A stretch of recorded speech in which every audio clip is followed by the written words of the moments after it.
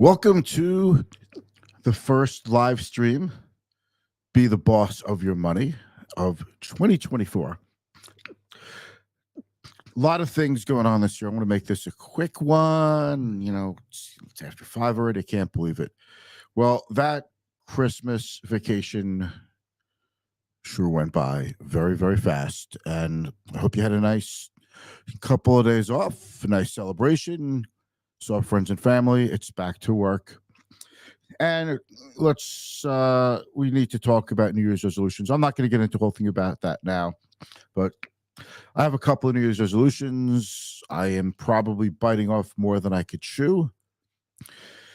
And I think if I'm absolutely ferocious, just crazy about how I prioritize my time, if I do that, I can reach my goals.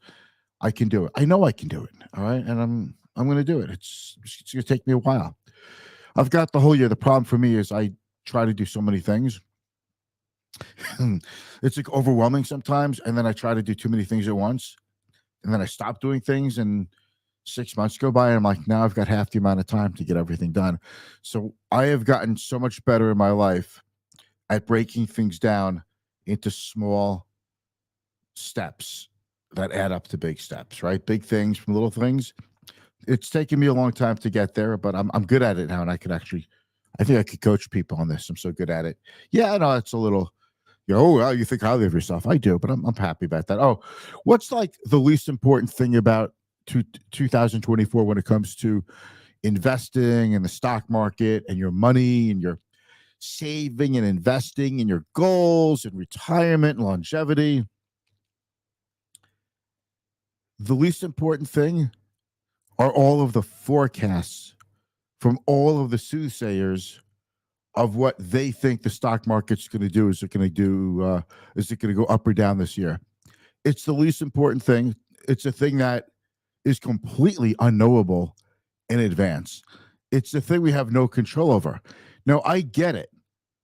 I, too, believe in the soft landing, lower inflation scenario. But I've been pounding the table on that scenario for a long time. And so far, it's been the right table to pound on. But it doesn't mean the stock market does what you want it to do. It doesn't mean the stock market goes up when you think it should. It doesn't mean it goes down when you think all the ingredients are there for a lower market. In other words, it's out of our control. It's not important what someone at a large investment firm or mutual fund says about what the stock market's going to do this year. Does that mean you're not going to invest? Does that mean you're going to stop planning for retirement? You're going to stop accumulating wealth? Does it mean you're just going to leave all your money in the bank for the rest of your life? That's a sure way to get eaten up by inflation and not reach your goals. There are risks to trying to avoid losses too, just as there are risks to trying to seek higher returns. There's always a risk. There's nothing that's risk-free, which is, by the way, why we like to say you need to lean on all the levers, all of them. It's called a diversified strategy. That's right. Oh, by the way, diversification, it's a strategy that we use to mitigate risk, but it doesn't necessarily protect your portfolio from going down in a generally down market. So we're going to run the intro. We're going to go over a couple of things today, talk about the important things that you need to start focusing on this year. And here we go.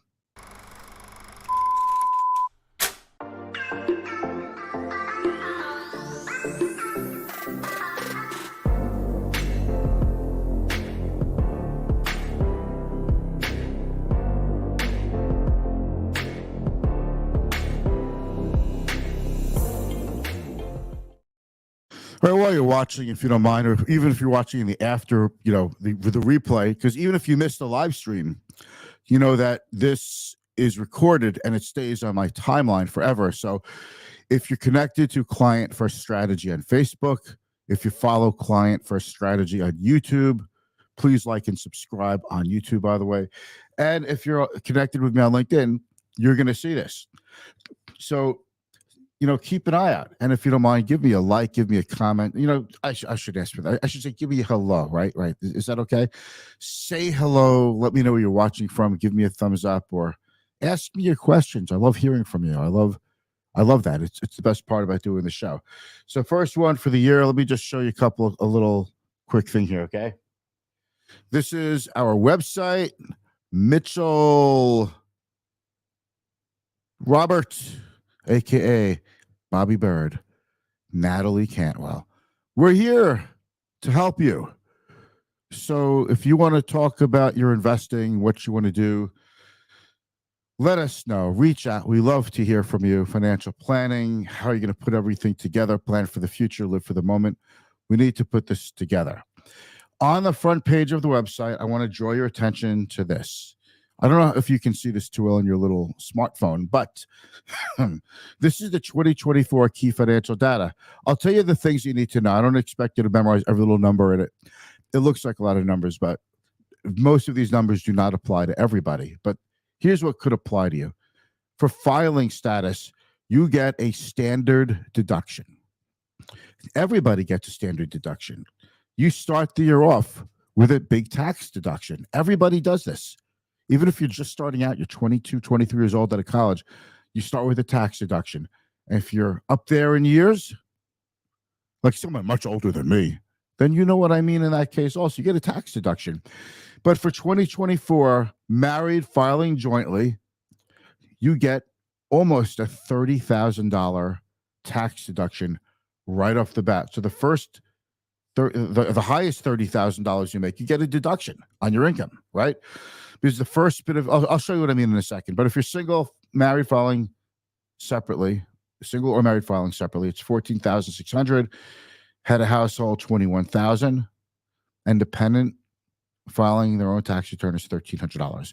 But let me show you something on this side over here. Okay, you see this over here where the cursor is. The first $11,600 you make, all right, it's there's a 10% tax bracket, but because of the standard deduction, you're not going to be paying anything.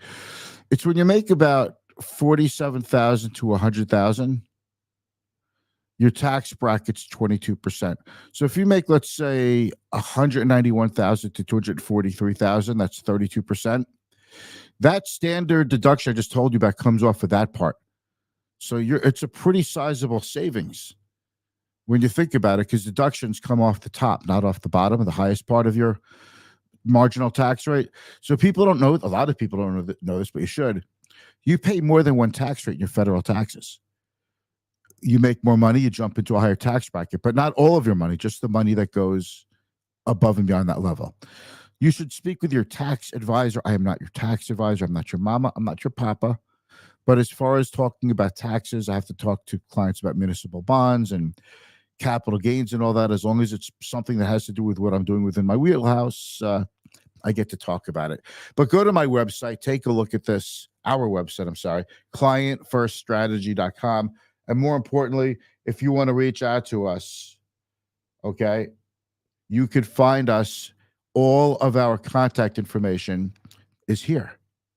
So go ahead. Don't be bashful. Reach out. We'd be happy to talk to you. Maybe you'll sign up as a client. Maybe you won't. But if we could help you, it's always worth the conversation. That's what we say, okay?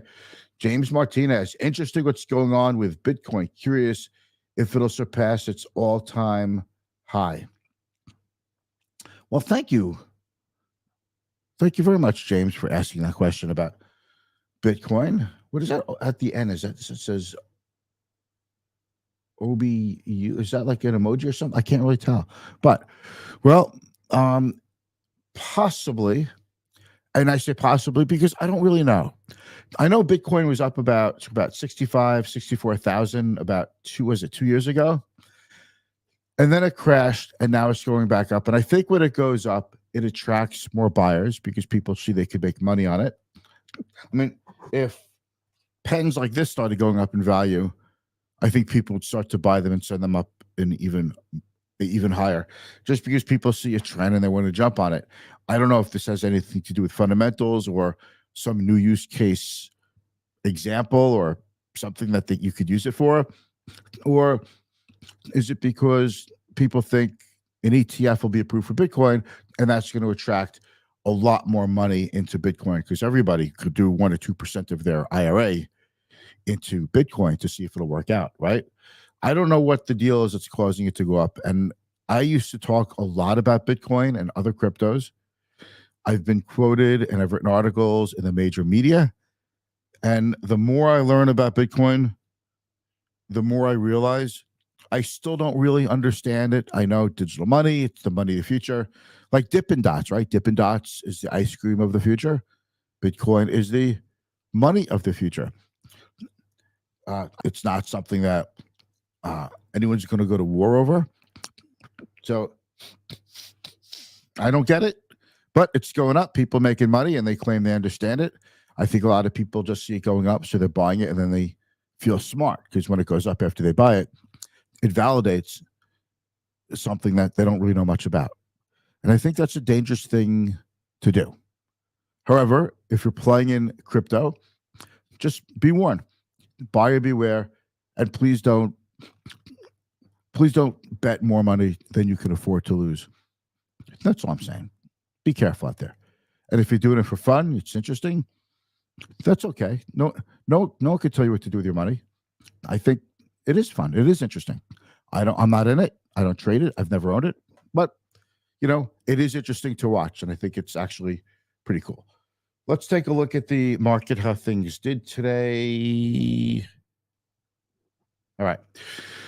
So the market was indicated to be down about 200 before it opened, but the Dow is still up 25 points. Merck, Johnson & Johnson, a couple of other big blue chips went up enough to overcome, at least in that benchmark, the gravitational downward pull of big tech stocks. But even so, the Nasdaq was only down 1.63%, and the S&P was only off about 0.6%. Pretty tame given the size of the retreats in some of these large cap tech stocks. I don't think this is unusual. Big winners, huge winners. People held off on taking profits through the end of the year because why take a profit on December 26th or 27th when you could wait a couple of days and defer the capital gains tax for an entire year, and you could keep that capital gains tax you would have paid. You could keep it invested or working for you for a whole of the year. That makes sense. So tax loss sellers, which we've spoken about, some of them popped a little bit. I don't think it's anything for me to get excited about. This happened. So a little bit of profit taking after a big run. Does it mean the rally's over? No. Typically, after a big year, the markets have a history of following with new up years. And after the Fed starts cutting rates, stocks typically go up. Now, you could say a lot of the upside is already factored in because Wall Street investors front ran. We front run the rate cuts. But this is usually how it trades. I don't think there's really anything different. Gold was off a tiny bit. Oil wound up being down. And that's a story right there. Oil was up about $2 a barrel this morning because Iran sent in a warship into the Persian Gulf in international waters, by the way. Now, Iran's sending in a battleship, which is what they sent in. Okay. An Iranian battleship. It's like a raft.